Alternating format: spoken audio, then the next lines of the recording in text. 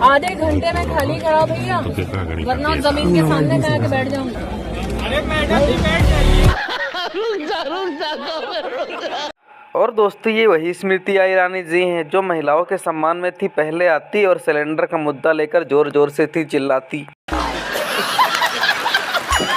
इसीलिए कुछ लोग मजाक मजाक में कहते हैं, दोस्तों करते रहो हिंदू, करते रहो मुसलमान, जब तक बिक न जाए घर का एक एक सामान। और दोस्तों, हमारे विश्व गुरु भाषण पे भाषण सुना रहे हैं और हमारे देश के युवा पढ़ लिख कर पकोड़े का ठेला लगा रहे हैं। अभी मजा आएगा ना। यूपी के युवाओं का भविष्य नशे में नाच रहा है और उन्होंने यूपी के युवाओं को शराब पीकर सड़क पर लेटते देखा। यूपी का भविष्य शराब पीकर नाच रहा है। इस बयान का मतलब यह है कि राहुल गांधी ने सीधे सीधे यूपी के एक तो युवाओं के लिए क्या कहा वो आप लोग तय करिए। जिस यूपी ने जब तक गांधी परिवार को सिर माथे पर बिठाकर रखा ना, तब तक गांधी परिवार के लिए यूपी उत्तम प्रदेश था।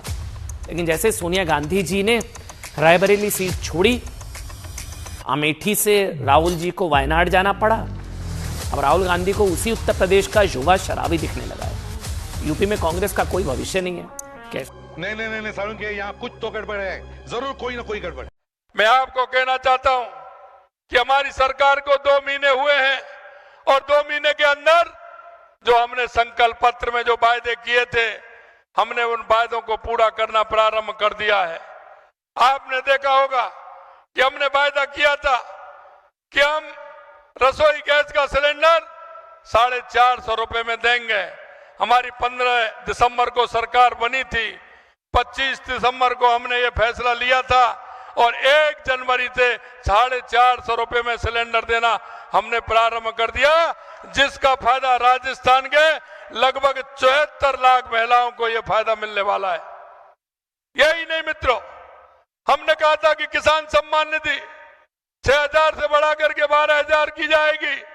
केंद्र से हमारी सरकार को 6,000 रुपए मिलते हैं और हमने चरणबद्ध तरीके से 2,000 रुपए किसान सम्मान निधि बढ़ाने का हमने काम किया है और हमने 6,000 से 8,000 रुपए सम्मान निधि को किया है।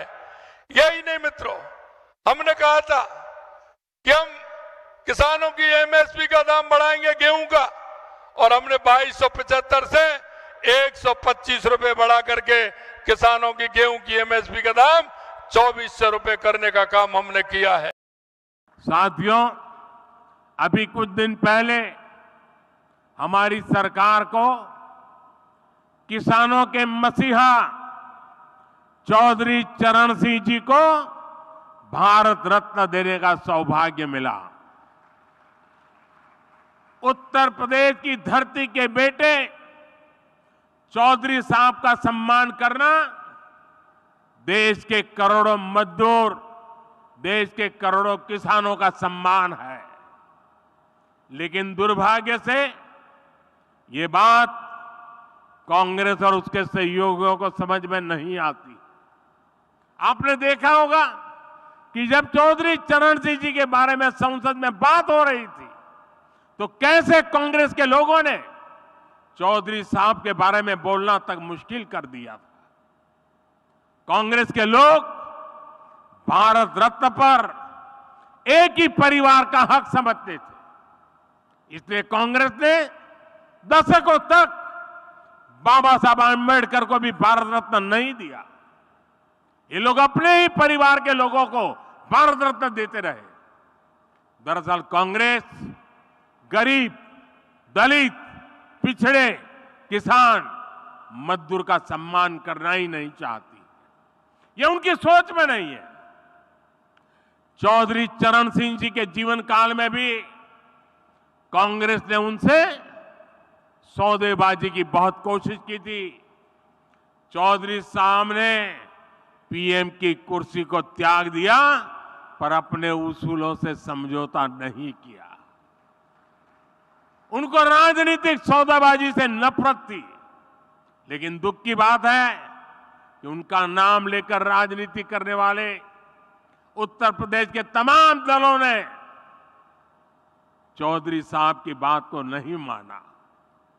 चौधरी साहब ने छोटे किसानों के लिए जो किया वो पूरा देश कभी नहीं भूल सकता।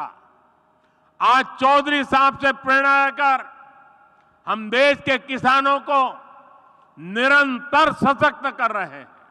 खत्म, bye bye, tata, goodbye, गया।